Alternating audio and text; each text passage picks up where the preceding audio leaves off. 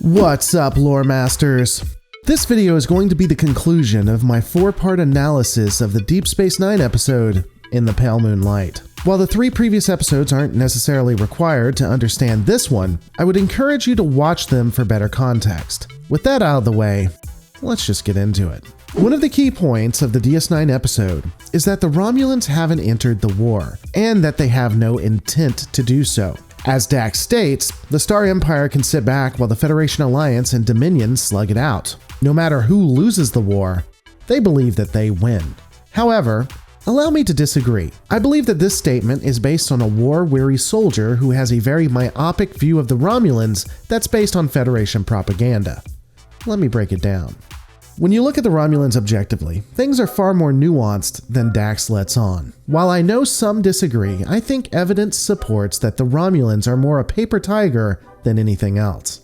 They don't win major-scale wars, as we observe with their history, and multiple alternate universe scenarios show they lose every time. This is why Romulan Command largely tries to stay in the background, opting to pit the allies against each other and utilize subterfuge against those who they determine to be a threat so that the wars are fought between others and not them. Their society is also extremely authoritarian, with a senate and leader that uses the Tal Shiar to keep the populace and military personnel in check. Ironically, the populace of the Empire, including a lot of the soldiers, don't want war. They strive for peace and to leave the Federation alone. There's a large divide under the veneer of unity within the Star Empire. But irregardless of the various factions within Romulan society, something both sides would agree on, and is plainly obvious, is that before the Dominion, there are effectively 3 major powers. You have the United Federation of Planets, the Klingon Empire, and the Romulan Star Empire. The other governments and nations could not hope to stand up to what these 3 empires are capable of. In fact, this is one of the main concerns for the Romulans in the next generation. The Klingon Federation alliance meant that the Romulans found themselves surrounded. Luckily for them, Starfleet Admiralty, the Federation Council, and President all required you to be an idiot for you to be a part of that infrastructure. So the danger was present, but not overly worrisome. The Federation would keep their Klingon dogs on a leash, and the Romulans would make major moves, including invading a Federation founding member world and not have to worry about actual war. Additionally, the Romulans had socially evolved with the other Alpha and Beta Quadrant powers and effectively knew what they were dealing with. When the Dominion arrived,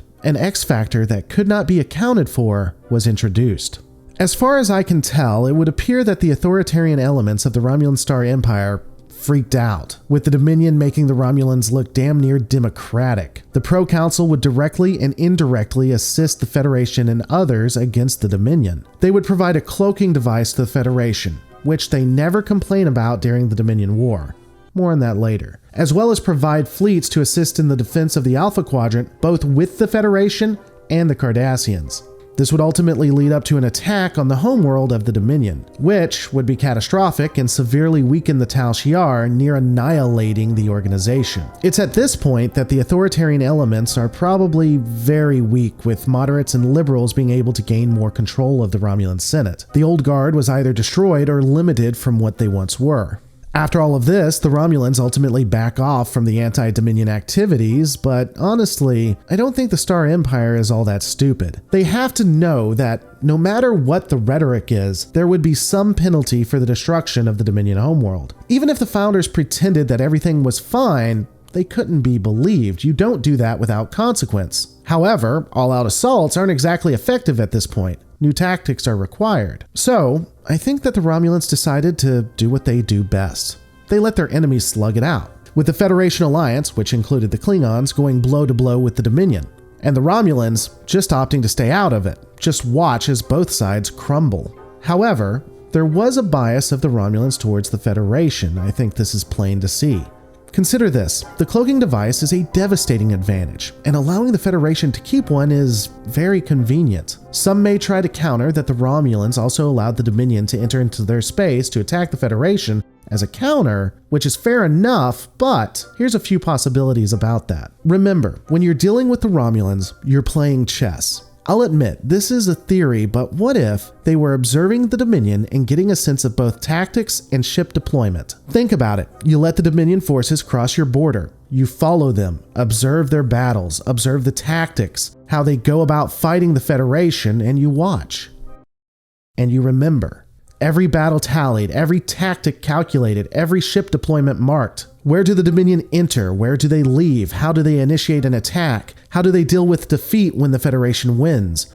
What are their tactics for retreat? Do they retreat? Sure, the Federation is going to lose a lot for the Romulan military to conduct these experiments, but that's no skin off the Romulans' backs. Oh no, Starfleet will be weak. Whatever is a pro-council to do. I think most Romulans in the military, intelligence, and Senate knew that Sisko is right. That once the Federation alliance is destroyed, the Romulans would be surrounded and would either have to join the Dominion or go down fighting.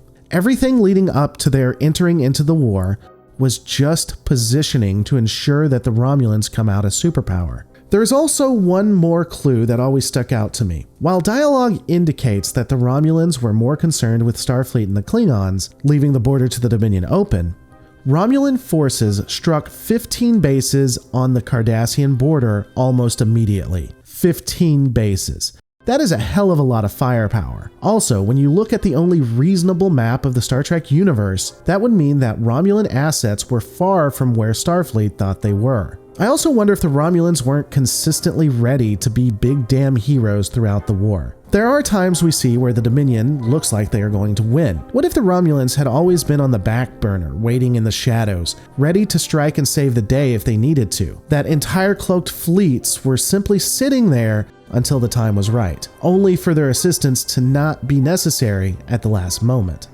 Just a thought.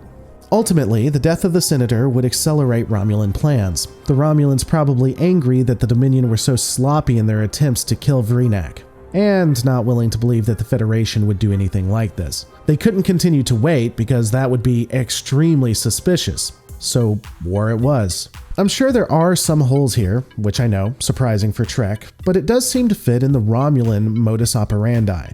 This tactic might have worked as well. Entering so late into the war would mean that a lot of their infrastructure was intact and would stay as such. They would take less losses and would still be able to look like heroes. This had the possibility of leaving the Romulan Star Empire as the last superpower. Unfortunately, this would be stopped due to two things in my opinion. First, the Breen weapon would make a ruinous event for the Romulans, forcing them to lose far more ships than they had anticipated. Additionally, the head of the Tal Shiar was now a Federation operative. This meant that the intel would be fed through Starfleet first, which might prioritize its own vessels and crew over that of Romulan military soldiers.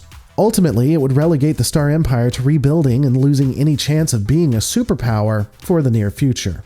There is a wonderful Reddit article by Keith Kincaid that mirrored some of my thoughts, as well as had some additional theories of his own. I'll include the link in the description below for those who are still interested in the topic.